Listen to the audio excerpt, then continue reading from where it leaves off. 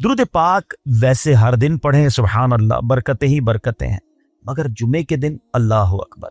آپ جب درود کے فضائل احادیث کی کتابوں میں دیکھتے ہیں نا تو باقاعدہ الگ چیپٹر باندھا محدثین نے، یعنی عام درود پاک کے فضائل لکھے، پھر ایک آپ کو درود پاک کی فضیلت کی کتاب میں الگ چیپٹر ملے گا کہ جمعے کے دن درود پڑھنے کے فضائل، یعنی اتنی حدیثیں ہیں اسپیشلی فرائیڈے کے لیے، جمعے کے دن کے لیے۔ بڑی مشہور حدیث میرے آقا علیہ الصلوۃ والسلام فرماتے ہیں جس کا مضمون ہے کہ جو کوئی شخص جمعہ کے دن 200 بار درود پاک پڑھے اس کے 200 برس کے گناہ معاف کر دیے جاتے ہیں۔ اب یہ کتنی پیاری حدیث ہے۔ ایک اسی طرح کی حدیث یہ بیسیکلی کثرت سے بتانے کے لیے، انکریج کرنے کے لیے کہ درود اس دن زیادہ پڑھے جائیں، گناہوں کی معافی کا ایک ایسا سبحان اللہ سلسلہ ہے۔ ایک اور حدیث پاک ہے جس کا مضمون ہے جو جمعہ کے دن 80 بار درود پاک پڑھے اس کے 80 برس کے گناہ معاف کر دیے جائیں گے۔ تو یہ دن تو سبحان اللہ گناہ گاروں کی بن آتی ہے، گناہ گاروں کو موقع دیا جاتا ہے کہ پورے ہفتے میں اگر کوئی کمزوری رہ بھی گئی ہے تو اب جمعہ آ گیا ہے، اب درود پڑھ لو، اب تلاوت کر لو، اب دعائیں کر لو، اب اللہ سے رجوع لے آؤ۔ یہ جمعے کا دن سبحان اللہ، مفتی احمد یار خان نعیمی رحمت اللہ تعالی فرماتے ہیں جمعہ کے دن کوئی نیکی کی جائے اللہ کی بارگاہ میں جمعے کا شرفی اور مقام اتنا اعلیٰ ہے کہ جمعہ کی ایک نیکی 70 گنا اس کا ثواب عطا کیا جاتا ہے، ملٹی پلائی بائی 70۔ سوچئے، اب سمجھدار لوگ بیٹھے ہیں، کاروباری لوگ بھی بیٹھے ہوں گے، ہمارے یہاں نارملی سپر اسٹور پہ یا کسی جگہ پر مارکیٹس وغیرہ میں اسکیم لگتی ہیں، 25% discount, 50% discount, buy 1 get 1 free, ایک خریدو دوسرا فری۔ لوگ گرمیوں کی چیزیں سردیوں میں خرید لیتے ہیں، ارے بھائی ابھی تو گرمیاں، ابھی سے جیکٹ خرید دی ہے یار، سستا مل رہا تھا، ایک فری مل رہا تھا، سردیوں میں کام تو آئے گا نا، چلو لے لو بھائی۔ سردیوں میں گرمیوں کی چیزیں خرید رہے ہوتے ہیں، کیوں؟ سستا۔ ہم دنیا کے نفع کے لیے، دنیا کے بینیفٹ کے لیے ٹریول بھی کرتے ہیں، جا کر خرچ بھی کرتے ہیں۔ مجھے اچھی طرح یاد ہے افریقہ کے غالباً ایک ملک میں تھا، تو بارڈرز ملے ہوئے ہوتے ہیں، ہم بارڈر ہم نے کراس کیا، ایک ملک کا جیسے ہی بارڈر کراس کیا، بارڈر کراس کرتے ہی ایک بہت بڑا ویرانہ تھا لیکن بہت بڑا شاپنگ مال بنا ہوا اور گاڑیوں کی قطاریں۔ تو میں نے اسلامی بھائی سے پوچھا یار اس ویرانے میں اتنا بڑا شاپنگ مال اور اتنی گاڑیاں؟ تو انہوں نے وجہ پتہ کیا بتائی؟ کہتے جس ملک کے بارڈر کے ساتھ یہ سٹور ہے نا، اس ملک میں ٹیکس ہے، یہ ملک ٹیکس فری ہے۔ اچھا، اس ملک نے اپنے بزنس کو چلانے کے لیے اپنے ملک کے اندر مال بنے ہوں گے، ایک اسپیشل مال یہاں بنا دیا تاکہ اس ملک والے سفر کر کے آئیں اور پورے مہینے کا سامان اس سٹور سے لے کے واپس چلے جائیں، صرف ٹیکس بچانے کے لیے ایک مہینے کا سامان۔ اچھا، گاڑیوں کی لائنیں۔ اب بتاؤ یار، ہم دنیا کمانے کے لیے، سفر کرنے کے لیے تیار ہیں، نفع کمانے کے لیے وقت دینے کے لیے تیار ہیں۔ ہر جمعے اسکیم اناؤنس ہے، ایک نیکی کرو 70 گنا ثواب کماؤ گے۔ بتاؤ کیا ذہن ہونا چاہیے کہ یار بس جمعے کا دن تو قرآن پڑھوں گا، درود پڑھوں گا، صدقہ کروں گا۔ سبحان اللہ، ڈھونڈ کے ہمارے صحابہ علیہ رضوان ڈھونڈ کے نیک اعمال کرتے تھے کہ یہ بھی عمل کر لوں، یہ بھی کر لوں، اور جمعے کے دن اسپیشلی۔ تو اللہ کرے ذہن میں یہ بات بیٹھ جائے کہ میں نے جمعے کو زیادہ نیکیاں کرنی ہیں۔ اچھا، اب اس پہ میں ایک اور مشورہ دیتا ہوں۔ مثال کے طور پہ آپ نے ذہن بنایا ہے کہ یار پیر والے دن جو ہے نا میں نے کسی مریض کی عیادت، رشتہ دار ہے وہاں جانا ہے، یا میں نے جناب سیٹرڈے یا سنڈے کوئی صدقہ خیرات کرنا ہے، کسی کی ہیلپ کرنی ہے، آپ نے کوئی نیکی پلان کی ہوئی ہے ہفتہ اتوار پیر منگل میں، تو کوشش کر کے اس کو جلدی کریں اور فرائیڈے میں کر لیں۔ ایک پوائنٹ آپ نے دیکھا، میں نے یہ نہیں کہا کہ اس کو اگلے جمعے کریں، ہاں ڈیلے نہ کریں، تھوڑا جلدی کر کے اس جمعے کو کریں تاکہ 70 گنا جو ہے وہ اس میں ثواب کما لوں، برکتیں حاصل کر لوں۔ تو اللہ کرے کہ میں اور آپ نیکیوں کے حریص بن جائیں۔ نیکیوں کی جو لالچ ہے نا، لالچ میں یہ بھی کر لوں، میں یہ بھی کر لوں، میں سجدہ بھی کروں، میں تلاوت بھی کروں، میں صدقہ بھی دوں، یہ تو نصیب والوں کو ملتا ہے۔ اور صحابہ کرام میں ہمیں نظر آتا تھا، پیچھے نہیں ہٹتے تھے صحابہ، ہمیں اعلان کیا جا رہا ہے کہ یہ موقع ہے، یہ نیکی ہے، اور پھر بھی کوئی نظر نہیں آتا۔ اللہ کرے کہ یہ جذبہ، کیونکہ یاد رکھو جس طرح کاروباری لوگ کہتے ہیں نا سیزن ہے نیکیاں کر لو، بالکل اسی طرح جب تک میری اور آپ کی سانسیں باقی ہیں نا، نیکیوں کا سیزن جاری ہے۔ جتنی نیکیاں کمانی ہے کما لو، یہ مائنڈ سیٹ بنا لو کہ یار پتہ نہیں کب مر جاؤں، اور نیکی اور نیکی۔ جس طرح پیسے کمانے کا ذہن ہوتا ہے نا، اللہ کرے اس سے زیادہ میرا اور آپ کا نیکیاں کمانے کا ذہن ہو جائے، یار تھوڑی اور نیکی کما لو، تھوڑی اور۔ مثال کے طور پہ آپ کہیں جا رہے ہیں، کسی نے کہا ذرا بیٹھیے 10 मिनट बाद वो भाई आएंगे। अब हम 10 मिनट किस तरह गुजारते हैं? मोबाइल निकाला और जनाब देखना शुरू। 10 मिनट क्या 15 मिनट भी गुजर जाए पता नहीं चलेगा, लेकिन ये 15 मिनट में क्या मिला आपको? शायद गुनाह ही मिले होंगे, क्योंकि हमारे मोबाइल में तो बहुत सारी चीजें ऐसी हैं या तो हराम दिखा देती हैं या हराम सुना देती हैं। लेकिन अगर नेकियों का जहन हो तो बंदा सोचे यार 10 मिनट में तो मैं सूरह यासीन पढ़ सकता हूँ, 10 कुरान का सवाब है। मोबाइल में कुरान पाक डाउनलोड हो, कुरान शरीफ निकाला और यासीन शरीफ पढ़ ली, वेटिंग एरिया के अंदर 10 कुरान का सवाब कमा लिया। अगर ये माइंड सेट हो, बंदा कहे यार इतनी देर में तो 100 बार दुरूद पाक पढ़ लूंगा। और आका अलैहिस्सलाम फरमाते हैं जो 100 बार दुरूद पाक पढ़े उसकी दोनों आंखों के दरमियान लिख दिया जाता है कि ये बंदा दोजक की आग और निफाक से बरी है।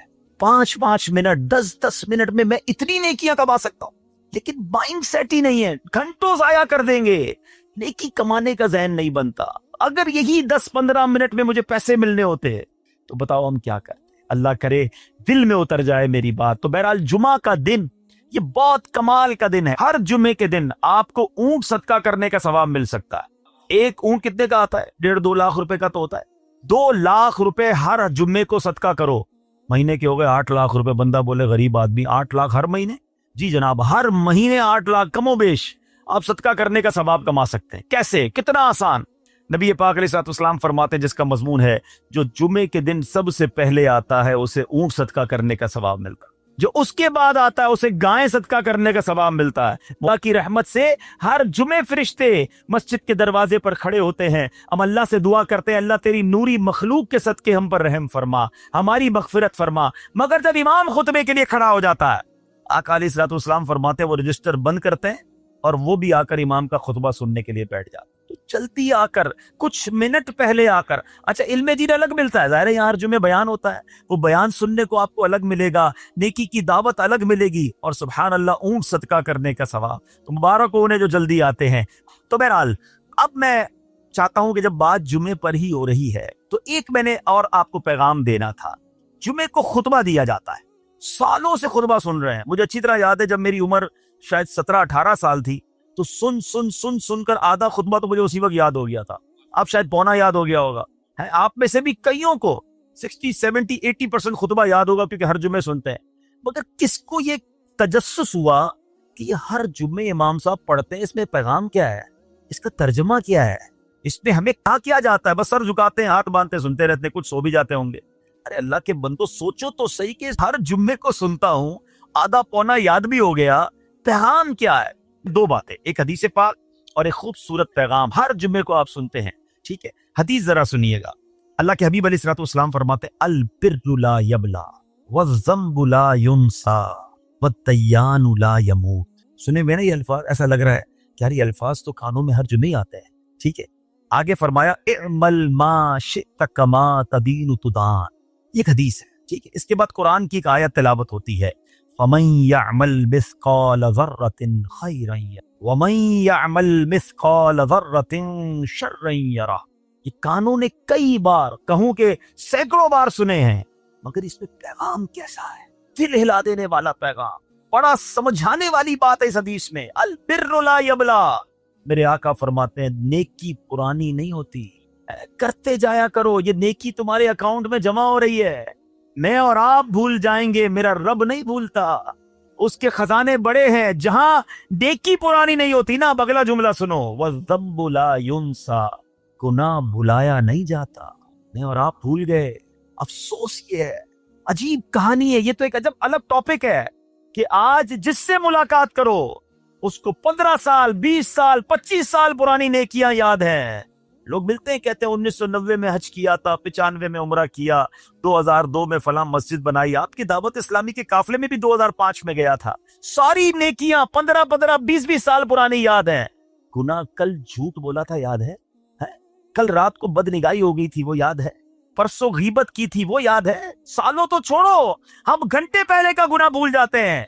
मगर हदीस डरा रही है, समझा रही है कि देखो वज़्ज़म्बु ला युनसा, गुनाह भुलाया नहीं जाता, तुम भूल गए हो, मगर कहीं लिखा हुआ है, जवाब देना है। और आगे फरमाया वद्दय्यानु ला यमूत, फरमाया कि जो फैसला करने वाला है उससे मौत नहीं आती। अल्लाह को मौत नहीं आनी, मैं और आप मर जाएंगे। जिसने डिसीजन लेना है, जिसने फैसला करना है, उसे मौत नहीं आनी। پھر آگے فرمایا اعمل ما شئت کما تدین تدان، کر لے جو کرنا ہے جیسی کرے گا۔ پھر قرآن کی یہ آیتیں سمجھا رہی ہے فَمَن يَعْمَلْ مِثْقَالَ ذَرَّةٍ خَيْرًا يَرَهُ، جو ذرہ بھر نیکی کرے گا، بھلائی کرے گا، وہ دیکھے گا۔ وَمَن يَعْمَلْ مِثْقَالَ ذَرَّةٍ شَرًّا يَرَهُ، کہ جو ذرہ بھر برائی کرے گا وہ بھی دیکھے گا۔ یہ اتنا شاندار جمعے کا پیغام ہر جمعے خطبے میں دیا جاتا ہے۔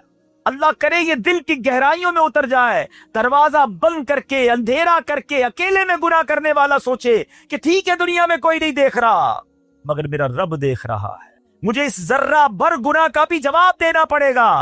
لوگ کہتے ہیں چھوٹی سی بات ہے یار، چھوٹا سا گناہ ہے، ٹھیک ہے چلتا ہے، سبھی تو کرتے ہیں۔ نہیں جناب، وہ نقطہ نواز ہے، وہ معاف کرنے پہ آئے تو 100 بندوں کے قاتل کو معاف کر دے، اور وہ پکڑنے پہ آئے تو ایک نقطے پر پکڑ فرما۔ ہمیں ڈرنا ہوگا، ہمیں خوف اپنے دل میں طاری کرنا ہوگا، کیونکہ یہ گناہ میری آخرت میں میری پکڑ کا سبب بن سکتا۔ بالکل اسی طرح چھوٹی چھوٹی نیکیاں سمجھ کے چھوڑ دیتے ہیں، یار سنت غیر موقدہ ہی ہے نا، نفل ہی تو ہے نا، سنت ہی تو ہے نا، ٹھیک ہے درود پڑھنا چاہیے، نہیں پڑھا تو کوئی بات نہیں۔ ارے یار کون اجتماع میں جائے، کون درس میں بیٹھے، صدقہ دینا کوئی واجب تو نہیں، زکوٰۃ تو پوری دیتا ہوں، چھوٹی چھوٹی نیکیاں سمجھ کر چھوڑتے ہو۔ ارے وہ تو کتے کو پانی پلانے والے کو اس سبب سے بخش دیا کرتا ہے، راستے سے پتھر ہٹانے والے کو بخش دیا کرتا ہے۔ فرمایا نا البر لا یبلا، نیکی پرانی نہیں ہوگی، کرتے جایا کرو۔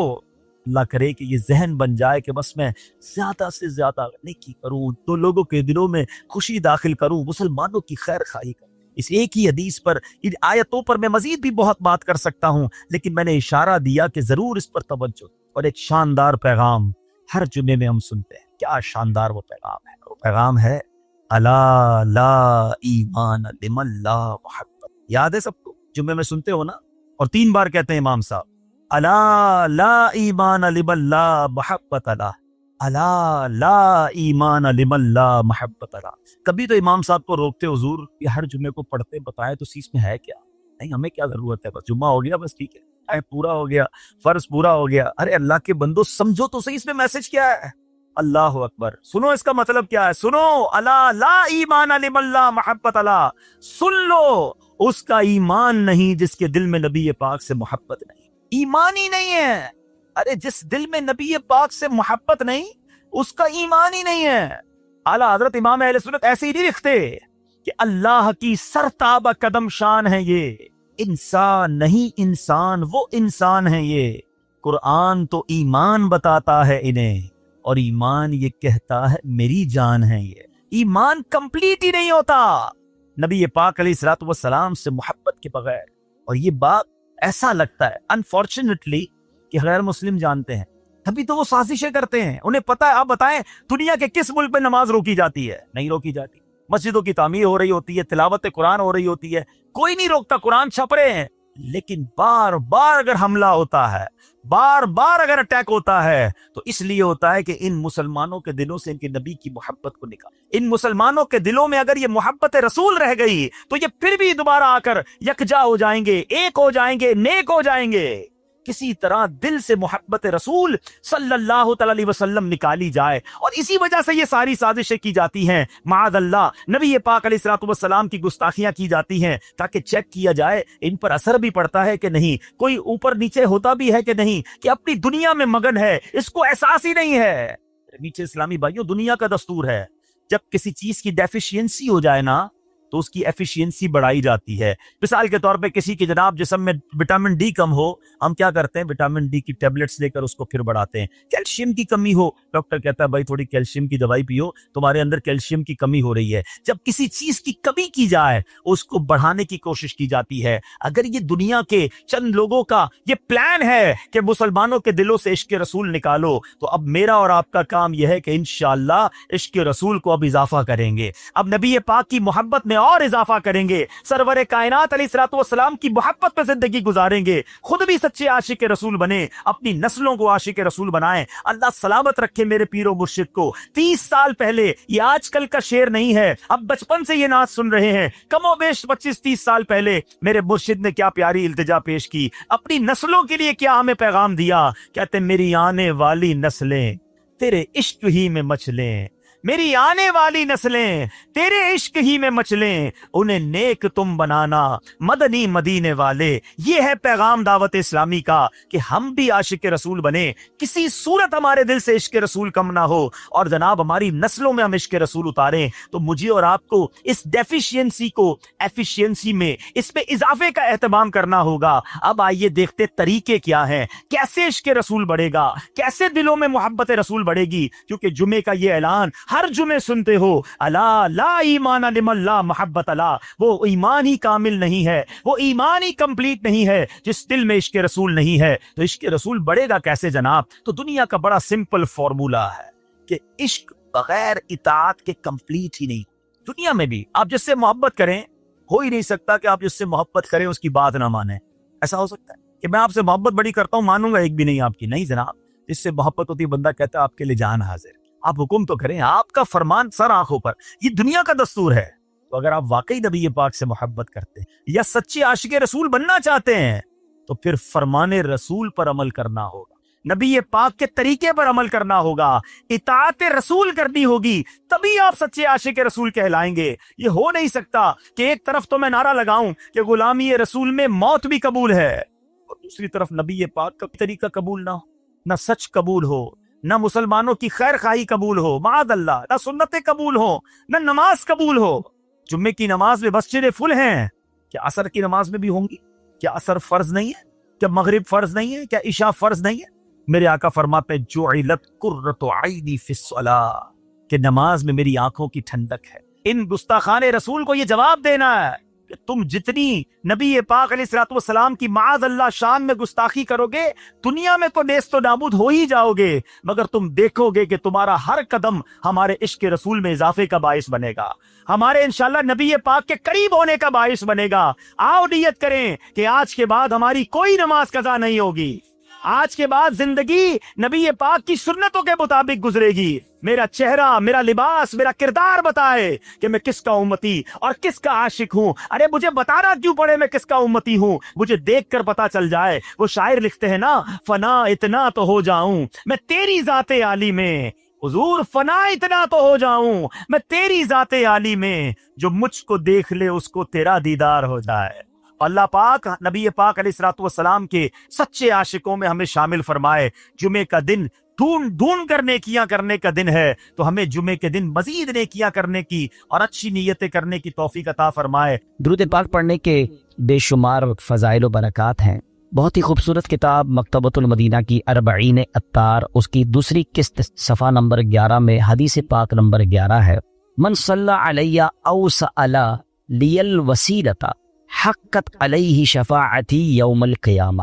میرے آقا فرماتے ہیں جس نے مجھ پر درود شریف پڑھا یا اللہ پاک کی بارگاہ میں میرے لیے وسیلے کی دعا کی، قیامت کے دن اس پر میری شفاعت ثابت ہو گئی۔ تو درود پاک پڑھنا یہ شفاعت مصطفیٰ صلی اللہ علیہ وسلم حاصل کرنے کا بڑا پیارا طریقہ ہے۔ محبت کے ساتھ با آواز بلند درود پاک پڑھ لیں، صلو علی الحبیب صلی اللہ تعالی علی محمد صلی اللہ علیہ وسلم۔ الحمدللہ ہماری کوشش ہوتی ہے ہم قرآن مجید فرقان حمید کی خوبصورت پیاری آیتوں کو سمجھیں، تلاوت کریں، اس کی تفسیر جانیں اور قرآن کی باتیں کریں۔ آج ایک بنی اسرائیل کی عجیب و غریب بیماری کا ذکر سنیں گے۔ اللہ نے قرآن مجید نے اس کو بیان کیا، اور بدقسمتی سے وہ بیماری، وہ ڈیزیز آج ہمارے درمیان بھی پائی جاتی ہے۔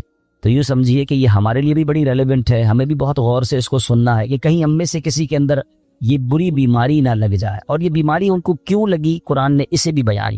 اللہ کریم قرآن مجید میں ارشاد فرماتا ہے، پارہ نمبر 1 ہے، سورہ بقرہ آیت نمبر 74، ارشاد ہوتا ہے بسم اللہ الرحمن الرحیم، ثم قست قلوبکم من بعد ذلك فهي كالحجارة او اشد قسوة وان من الحجارة لما يتفجر منه الانهار وان منها لما يشقق فيخرج منه الماء وان منها لما يهبط من خشية الله وما الله بغافل عما تعملون۔ اب اس آیت کا ترجمہ کیا ہے؟ آسان ترجمہ قرآن کنز العرفان۔ پھر اس کے بعد تمہارے دل سخت ہو گئے تو وہ پتھروں کی طرح ہے، بلکہ اس سے بھی زیادہ سخت ہو گئے، اور پتھروں میں کچھ تو وہ ہیں جن سے ندیاں بہہ نکلتی ہیں، اور کچھ وہ ہیں کہ جب پھٹ جاتے ہیں تو ان سے پانی نکلتا، اور کچھ وہ ہیں جو اللہ کے ڈر سے گر پڑتے ہیں اور اللہ تمہارے اعمال سے ہرگز بے خبر. یہ جو آخری آیت کا حصہ ہے نا، یہ تو سمجھ لے یہاں لکھا ہونا چاہیے. کیا فرمایا؟ وَمَا اللَّهُ بِغَافِلٍ عَمَّا تَعْمَلُونَ. جان لو کہ اللہ تمہارے اعمال سے ہرگز بے خبر نہیں ہے. جو کچھ ہم کر رہے ہیں نا سب اللہ دیکھ رہا ہے. ہم بعض اوقات لوگوں سے، رشتہ داروں سے، دوستوں سے چھپانے کی کوشش کر رہے ہوتے ہیں. شہر تبدیل کریں گے، علاقہ تبدیل کریں گے، دروازہ بند کر دیں گے، دنیا میں کوئی نہ دیکھ لے. بار بار قرآن انڈیکیٹ کر رہا ہے وَمَا اللَّهُ بِغَافِلٍ عَمَّا تَعْمَلُونَ. اللہ تمہارے اعمال سے ہرگز بے خبر نہیں، وہ دیکھ رہا ہے. تو کاش یہ خیال دل میں راسخ ہو جائے کہ میں جو کچھ کرتا ہوں اچھا کر رہا ہوں یا برا کر رہا ہوں، رب دیکھ. اچھے کام میں بھی اچھا عجیب ہے ہم لوگ نا، برے کام میں لوگ نہ دیکھ لیں اس کی ٹینشن، اچھے کام میں لوگ کیوں نہیں دیکھ رہے اس کی ٹینشن. کسی طرح لوگوں تک پہنچا دوں کہ میں نے کوئی اچھا کام کیا ہے. اگر یہ ذہن بن جائے نا کہ دنیا دیکھے نہ دیکھے اللہ دیکھ رہا ہے، اچھا کروں گا تو اجر اسی سے لینا ہے اور اللہ نہ کرے برا کروں گا تو سزا بھی اسی نے دینی ہے. تو خیال تو اس کا زیادہ ہونا چاہیے نا، خیال دنیا والوں کا ہے. تو بہرحال اب آتے ہیں اس بیماری اور اس آیت کی طرف. اس آیت میں قرآن کریم فرقان حمید نے کیا ارشاد فرمایا؟ ثم قست قلوبکم من بعد ذلک. پھر اس کے بعد تمہارے دل سخت ہو گئے. یہ کس کی بات ہو رہی ہے؟ بنی اسرائیل کا ذکر ہو رہا ہے. ان پر بڑے انعامات ہوئے، بڑی مہربانیاں کی گئی بنی اسرائیل پر. شکر کی بجائے یہ نافرمانی کرتے تھے. فرعون سے اللہ نے نجات دی، پھر انہوں نے ناشکری کی. تورات عطا کی، پھر ناشکری کی. بچڑے کی پوجا کی، اللہ نے اس میں توبہ کی توفیق دے دی، پھر ناشکری کی. 70 افراد کو کوہ طور پر بلایا، انہوں نے پھر ناشکری کی. انہیں منو سلوہ عطا کیا، پھر ناشکری کی. انہیں قدرت کی نشانیاں دکھائیں، پھر ناشکری کی. اللہ پاک کی نافرمانیوں میں مصروف رہے، ایک کے بعد ایک نافرمانی، ایک کے بعد ایک گناہ کرتے رہے، یہاں تک کہ ان کے دل سخت ہو گئے. مگر اب قرآن کیا کہتا ہے؟ کتنے سخت ہوئے؟ فَهِيَ كَالْحِجَارَةِ. تو وہ پتھروں کی طرح ہو گئے. پتھر کتنا سخت ہوتا ہے سمجھیے گا. یاد رکھیے سختی کی اور بھی چیزیں ہوتی ہیں. لوہا بڑا سخت ہوتا ہے، لکڑی بڑی سخت ہوتی ہے، مگر لوہا آگ سے نرم ہو جاتا ہے، لکڑی پانی سے نرم ہو جاتی ہے. مگر پتھر کتنا سخت ہوتا ہے، نہ گرمائش پہ پگھلتا ہے. ہتھوڑے مار مار کے اس کا برادہ تو کر سکتے ہیں، چورا چورا کر سکتے ہیں، مگر نرم نہیں کر سکتے. تو قرآن نے مثال کیا دی کہ دل پتھر سے سخت ہو گئے. اچھا پھر کہا او اشد قسوہ، پتھر سے بھی زیادہ سخت ہو گئے. اللہ اکبر. ان دلوں کا عالم کیا ہوگا کہ جن کو قرآن کہہ رہا ہے کہ تمہارے دل پتھر جیسے سخت بلکہ اس سے بھی زیادہ سخت ہو گئے. اللہ اکبر. اے میرے پیارے اسلامی، حالانکہ پتھر کی ایک اور تعریف قرآن خود آگے بیان فرما رہا ہے. وَإِنَّ مِنَ الْحِجَارَةِ لَمَا يَتَفَجَّرُ مِنْهُ الْأَنْهَارُ. پتھر میں تو کچھ وہ ہیں جن سے ندیاں بہتی ہیں. وَإِنَّ مِنْهَا لَمَا يَشَّقَّقُ فَيَخْرُجُ مِنْهُ الْمَاءُ. اور کچھ وہ ہیں جو پھٹ جائیں تو ان سے پانی نکلتا ہے.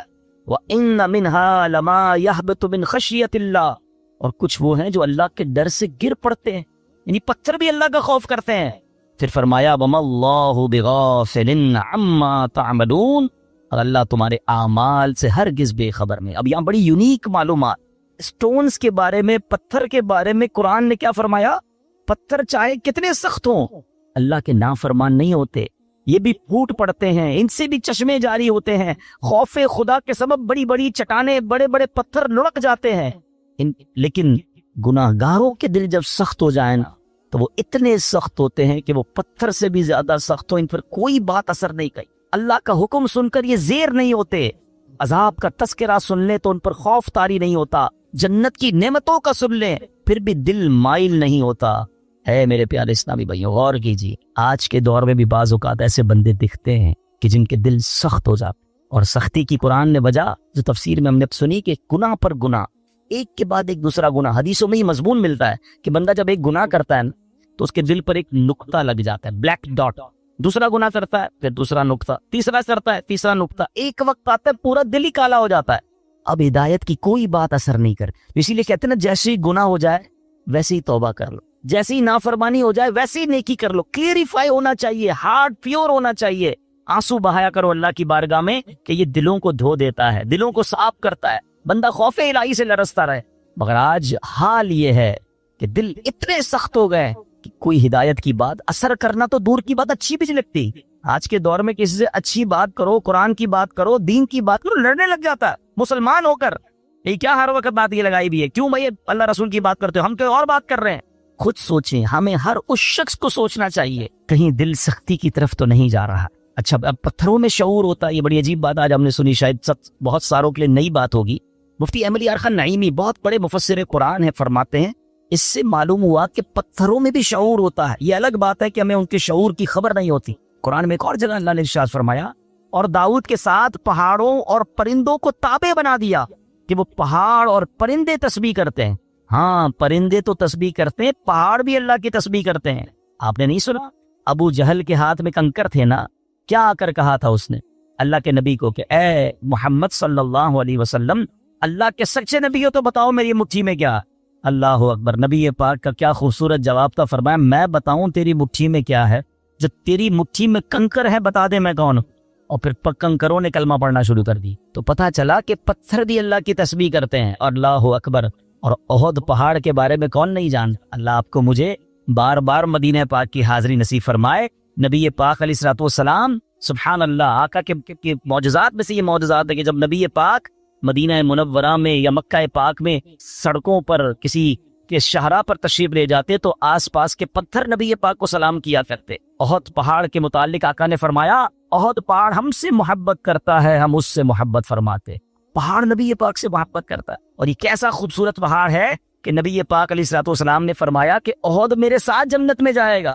اب یہاں علماء نے اور خوبصورت بات کی کہ پہاڑ نبی پاک سے محبت کرے تو جنت میں جائے، تو جب امتی محبت کرے تو اس کا تو عالم ہی کچھ اور ہوگا۔ تو محبت رسول یہ جنت میں جانے کا سبب ہے۔ مگر جو ہمارا ٹاپک ہے کہ اللہ کی عطا سے یہ پہاڑ، یہ پتھر بھی رب کی تسبیح کرتے ہیں، ان میں بھی شعور ہوتا ہے۔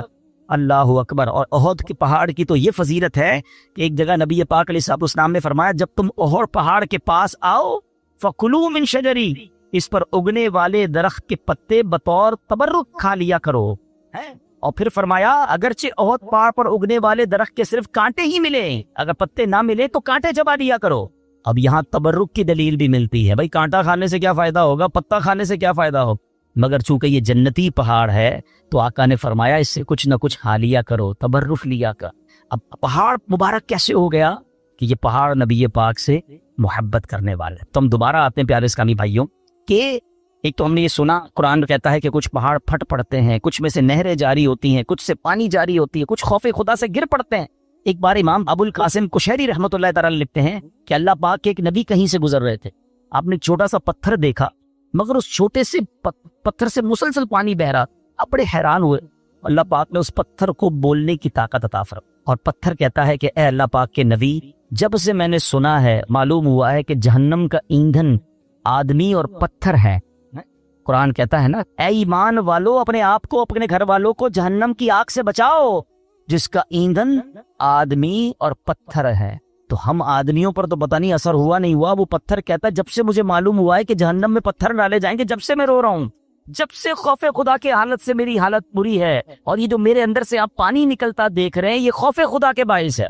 آپ اللہ کے نبی تھے، آپ نے اللہ کی بارگاہ میں دعا کی اور اللہ پاک نے یا اللہ اس پتھر کو جہنم سے محفوظ فرما، دعا قبول ہو گئی۔ اب چلے جائے کہیں واپس آئے تو پھر اس پتھر سے پانی نکل رہا تھا، تو آپ نے کہا کہ اب تو تمہیں جہنم سے آزادی کی خوشخبری مل گئی، پھر کیوں رو رہے ہو؟ پتھر کو اللہ نے پھر قوت گویائی دی، کہتا ہے ذالک کان بکاء الحزن والخوف وہذا بکاء الشکر والسرور، کہتے حضور پہلے جو آنسو تھے وہ غم اور تکلیف کے تھے، اب جو آنسو ہیں وہ خوشی کے آنسو ہیں کہ اللہ نے جہنم سے آزاد۔ تو یہ اللہ کی مخلوقات ہیں، اللہ پاک، یہ دنیا میں ہر طرف رب کا ذکر ہو رہا ہے، یہ اشرف المخلوقات کہلانے والا ہی غافل ہو جاتا ہے، حالانکہ ہم مجھے اور آپ کو بنایا ہی اللہ کی عبادت کے لیے۔ دیکھیں نا، ہر چیز کے بارے میں ہم یہ جاننے کی کوشش کرتے ہیں what is the reason of the creation. Mobile کیوں بنا ہے؟ بات کرنے کے لیے بنا ہے، اگر اس میں بات کرنے کی صلاحیت ختم ہو جائے، کوئی فنکشن نہ چلے، کیا کریں گے؟ موبائل کا گاربیج کر دیں گے نا۔ پین کیوں چلتا ہے؟ پین کیوں بنا؟ لکھنے کے لیے، لکھنا ہی نہ انک ختم ہو جائے کیا کرتے ہو؟ پھر بھی لگاتے ہو، پھینک دیتے ہیں۔ جو چیز جس لیے بنائی گئی اگر وہ کام نہ کرے تو اسے ڈسپوز کر دیا جاتا ہے۔ ہمیں کیوں بنایا گیا ہے؟ کبھی سوچا آپ؟ قرآن بتائے گا نا، ہمیں بنایا اللہ نے تو اللہ ہی فرمائے گا نا کیوں بنایا، واٹ از دا ریزن۔ قرآن میں رب فرماتا وما خلقت الجن والانس الا لیعبدون، ہم نے نہیں بنایا انسان اور جنات کو، بس دیر از اونلی ون ریزن الا لیعبدون، ہم نے اپنی عبادت کے لیے بنایا۔ یعنی میں اور آپ بنے اللہ کی عبادت کے لیے، کام کچھ اور کر رہے ہیں۔ نمازیں ہماری قضا ہو رہی ہیں، روزے بہت بڑی تعداد میں لوگ نہیں رکھ رہے، اللہ کی عبادت سے دور، حالانکہ بنایا اس لیے گیا۔ اور یہ پتھر کا واقعہ آپ نے سنا کہ یہ اس لیے رو رہا ہے کہ کہیں جہنم میں ڈال نہ دیا جائے. کبھی ہمارے آنسو بہے, کبھی ہمیں یہ خیال آیا کہ کہیں مجھے جہنم میں نہ ڈال دیا جائے, کہیں مجھے ایندھن نہ بنا دیا جائے جہنم کا.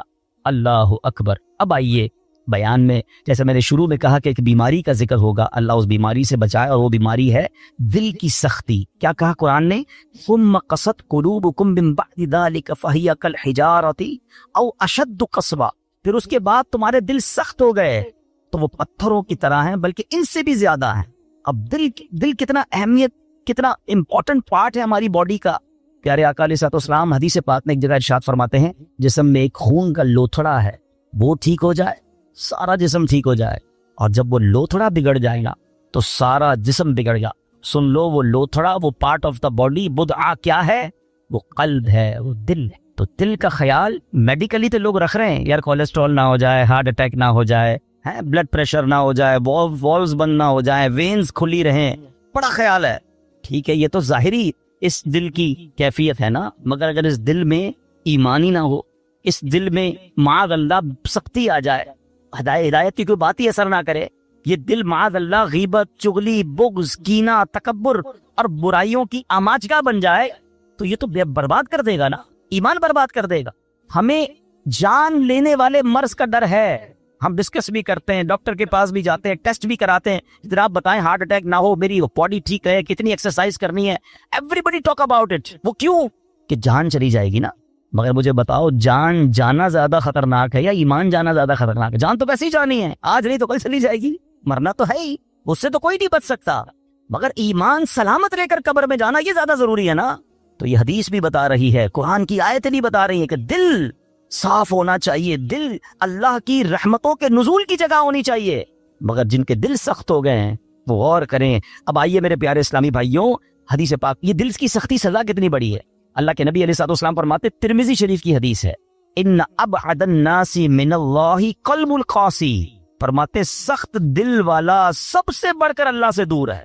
Nobody talk about it. کوئی بات ہی نہیں کرتا, ارے دل سخت ہے, یہ دل نرم ہے. اگر دل سخت ہو گیا نا تو پھر اللہ سے سب سے زیادہ دور وہ ہو جائے گا. حضرت مالک بن دینار جیسی عظیم ہستی کا فرمان سنو, فرماتے بندوں کو جو سزائیں دی جاتی ہیں ان میں سب سے بڑی سزا یہ ہے کہ بندے کا دل سخت کر دیا. ہائے ہائے, نہ نماز میں دل لگے, نہ تلاوت میں دل لگے, نہ دعا میں آنسو بہیں ہیں, نہ ہدایت کی بات اچھی لگے. لوگ نعتیں سن کر رو رہے ہوتے ہیں اور ہم کہتے ہیں بند کرو یار, مزہ نہیں آ رہا. یعنی کوئی اچھی بات دل پر اثر نہیں کر رہی, تو چیک کرو یار یہ دل سخت تو نہیں ہو گیا, دروازہ تو بند نہیں ہو گیا. یہ سب سے بڑی سزا ہے. حضرت مالک بن دینار کہتے ہیں بندے کو جو سب سے بڑی سزا دی جاتی ہے وہ اس کا دل سخت ہو جاتا. کسی مسلمان کو تکلیف میں دیکھ کر ہمیں تکلیف محسوس کیوں نہیں ہو رہی ہے؟ کوئی بیچارہ غریب پریشان ہے, اس کو دیکھ کر مجھے فیل کیوں نہیں ہو رہا؟ اگر ہو رہا ہے اللہ کا شکر ادا کریں. اگر مسجد میں آنے کو جی چاہتا ہے اللہ کا شکر ادا کریں, اور مسجد میں آ کر بھاگنے کو جی چاہتا ہے, there is something wrong in your heart. اس سے بڑھ کر رحمتوں والی جگہ کون سی ہے؟ ہونا کیا چاہیے, اللہ کے گھر میں آؤ تو پیس, سکون, مزہ آ جائے. مگر کچھ لوگ مسجد میں آ کر بھی بے چین, آخر میں آئیں گے سب سے پہلے جانے کی کریں گے. خود سوچئے کیوں مجھے بے چینی ہوتی ہے؟ موبائل پر گھنٹوں بیٹھ جاؤں گا, دوست کے ساتھ چائے پینے گھنٹوں بیٹھ جاؤں گا, اللہ کے گھر میں مجھے تکلیف کیوں ہو رہی ہوتی ہے؟ جب تک بیماری کو ڈائگنوس نہیں کریں گے نا پھر حل نہیں ہوگا. آج میں آپ کو علاج بھی بتاؤں گا. اب آئیے دل کی سختی کے اسباب, واٹ از دا ریزن.